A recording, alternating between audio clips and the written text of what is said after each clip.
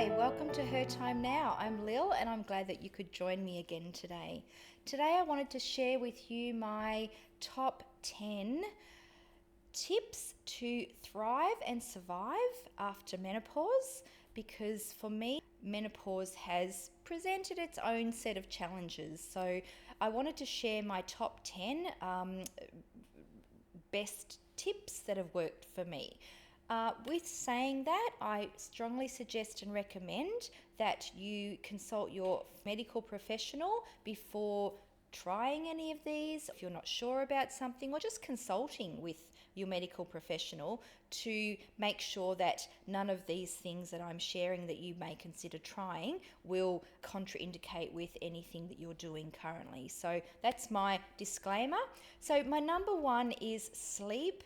Sleep for me has always been a non-negotiable. I can't function if I don't get enough sleep. So since menopause, that's been impacted and I've not been able to fall asleep as easy. And if I do, I tend to not be able to stay asleep for a full 8 or so hours, which is what I tend to need. So what I found to help induce sleep and stay asleep is getting out into the morning sun. So sitting out in my front veranda with a cup of herbal tea in the morning, getting that first morning light into my eyes and onto my skin. It tends to have higher UVB, which helps produce serotonin, which is the happy hormone. It also helps with bone health, and it sets your circadian rhythm to realize that it's morning and you need to be awake now, and serotonin needs to be the predominant hormone.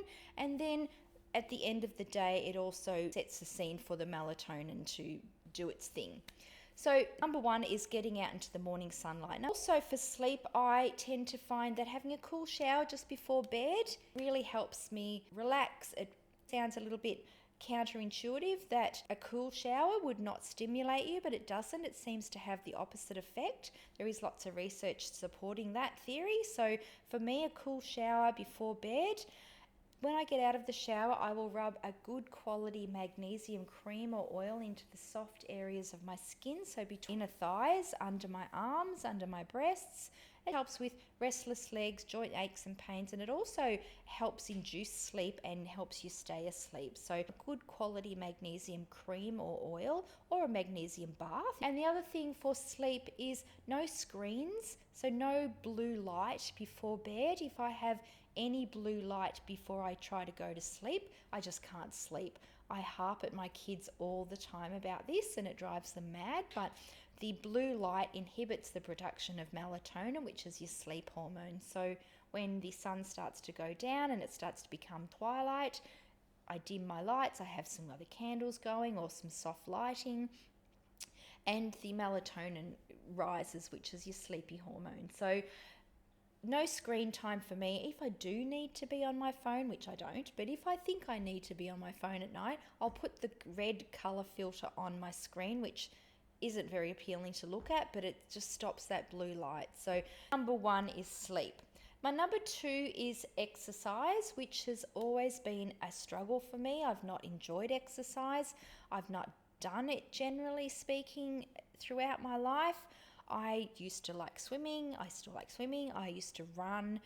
Now I find it's a struggle to motivate myself to exercise. So what I've decided to do is to fast walking, find a hill and do some incline walking, and also went to Kmart and purchased some cheap hand weights, some dumbbells and some ankle weights and a few bits and pieces that you can pick up really, really cheap from Kmart.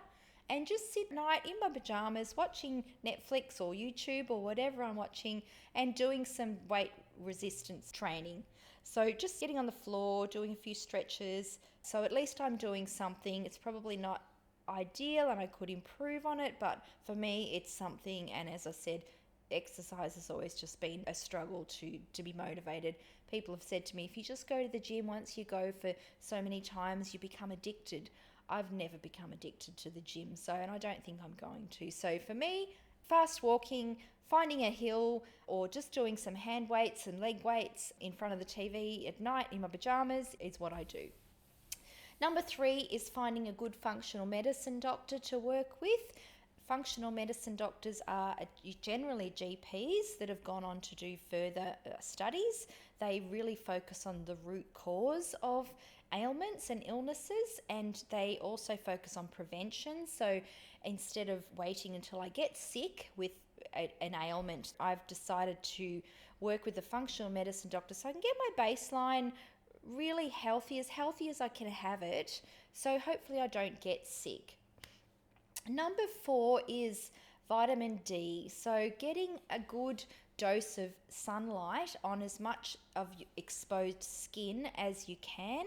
Vitamin D is really good for inducing serotonin, which is our happy hormone, so obviously helps with our moods, our cognitive function. It also helps our bodies produce calcium, so obviously good for our bone health, our bone density, our osteoporosis, all these things. We've almost become a little bit anti-sun these days, but I think we've gone probably too far the other end of the spectrum where we're not getting enough of good sun exposure. So vitamin D is my number 4.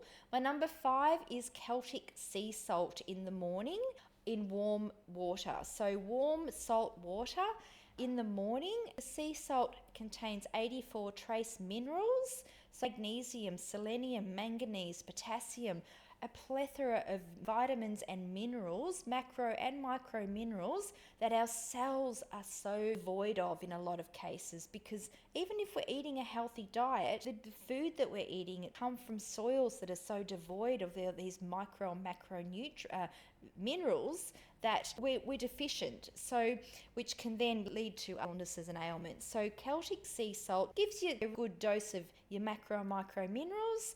It helps you stay hydrated. So Celtic sea salt for me is a no-brainer. I went to a seminar years ago on health and well-being. A key take home was we're not sick, we're thirsty, and that our body needs warm salt water in the morning or throughout the day. So warm salt water is my number 5.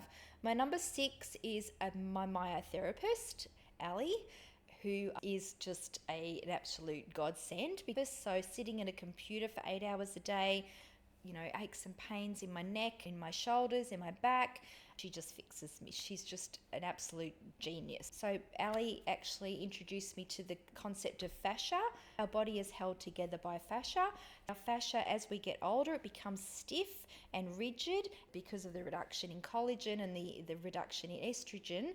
It makes our fascia stiff. So keeping our fascia healthy is really, really important. And again, warm salt water helps with keeping our fascia hydrated and more supple, and minimizes our aches and pains and our general stiffness. So a good myotherapist, osteo, chiropractor, physio, whatever fits with you. But number 7 is a compound called DIM. I'm not going to try and pronounce it, but it's a compound found in cruciferous vegetables. You need to eat a hell of a lot of broccoli to be able to get enough of this. And what it does, it helps regulate the estrogens in our body. Certain estrogens rise. So DIM for me is a big one.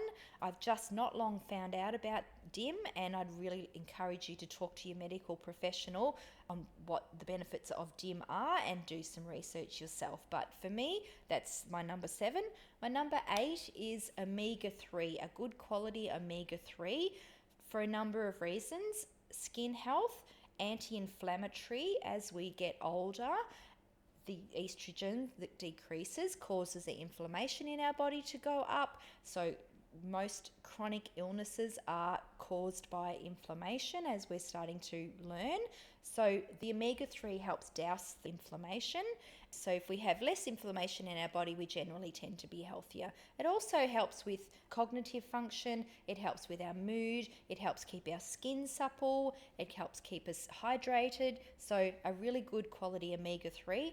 I like taking and adding purslane, which is a weed, into my salads and into my smoothies. It grows here in Victoria in the summer. It is classed as a weed, but it is actually the highest form of omega-3 of any plant on the planet. So look up purslane and make up your own mind. Number 9 is magnesium, and I did touch on this earlier when we were talking about sleep, but a good quality magnesium cream or oil, really good for joint aches and pain, good restless legs, any aches and pains that we have as we get older, which just come with part and parcel of the territory a lot of the times. Number 10 is herbal tea. Anyone that knows me knows that I'm mad for herbal tea, or tisanes as they're technically called. I will go out once a year and I will pick stinging nettles and dry them and have a year's worth of stinging nettles. Stinging nettle tea is hugely anti-inflammatory. It's fantastic for arthritis. It has a plethora of vitamins and minerals, micro and macro minerals, and a lot of other dandelion tea, milk thistle tea, pine needle tea. There's a whole range of tisanes or herbal teas. If you're not getting enough micro and macro minerals, have a cup of tea and you'll be amazed at how much that is actually assisting and nourishing your body. So herbal tea for me is my number 10. So they're my top 10 tips. I hope you get something out of anything we've discussed tonight. I'd love to hear your tips and tricks that you've tried and have worked for you that haven't been discussed tonight, or whether you've tried some of these things and they haven't worked for you or they have worked for you. Just please leave a comment down below so we can all benefit from each other's wisdom and things that we've tried and worked or not worked. So please leave a comment down below. And also, if you've liked this, please like and subscribe, and I'll continue to generate more content that's relevant to all things being over 50 for women to thrive and survive going forward, to connect, to support each other. So next week I'm off to Vietnam, and I'm hoping to be able to bring you some content and some video from our trip to Vietnam. So until then, please reach out. I'll be sure to reply to your comments. I've really enjoyed sharing these tips and tricks with you, so I'll look forward to seeing you next time. Thank you for watching. Bye for now.